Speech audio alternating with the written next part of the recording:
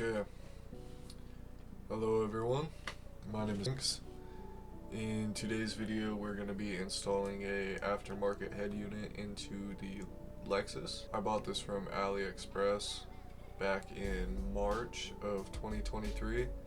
It is now October and we're editing the video now. I've been gone for a minute, I'm back now. I'm going to leave a link in the description to the videos that made me want to buy the head unit. The guy that records them goes in depth a lot more than I did in these videos, so definitely go check those out. They're good videos. I don't remember how much I paid for the head unit. I'll put it here. And so I've obviously had it for a very long time. What do I have to say about it now? It's very good. I like it a lot. Apple CarPlay is so helpful.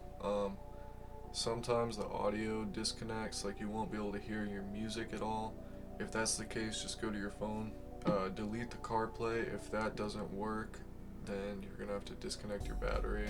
That's only happened to me once. I've only had to do that once, but I have had to delete my CarPlay before. Other than that, it's good, it works fast. I do recommend buying it, but yeah, here's the video. Okay, a little update.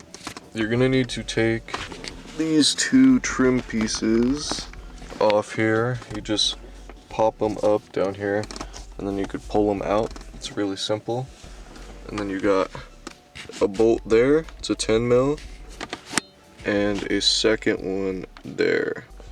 Okay, so once you get all four of those bolts out, you can just slide the whole head unit out.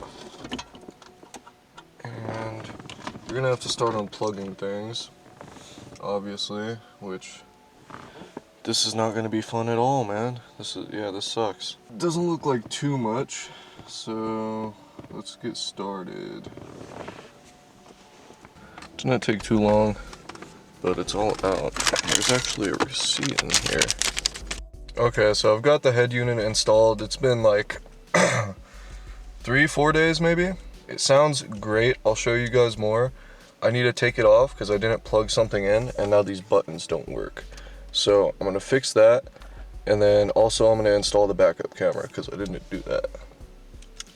Okay, a little update. These buttons, the connector, the only one that's not plugged in, does not fit the pin. It's a 7-pin plug. Wire is 8 pins, so it's a little too big. So these buttons are not going to work, but that's okay. I don't really mind. This thing is pretty cool. We'll go through it. So you have your apps. You have a bunch of them. Car settings, aux, Bluetooth. This is cool. I don't know if I mentioned it before, but this head unit sounds way better. Let's see what else we got. Bluetooth.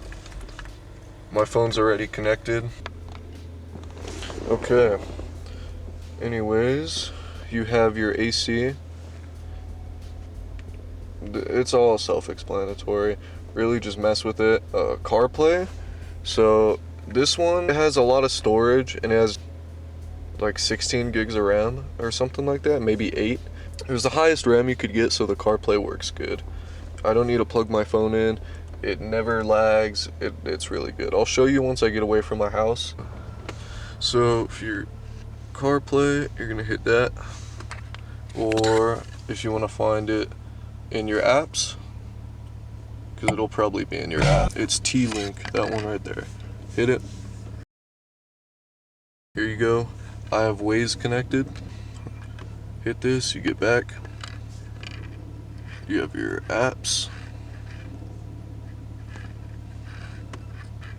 and your music. I'm using Spotify. If you want to go back to the home screen, you swipe down, get that little drop down menu. There you go. And you're gonna see this. Press it, gets you back to your CarPlay. Okay, it looks like we're at the end of the video. Stay tuned, because I have more videos coming out soon.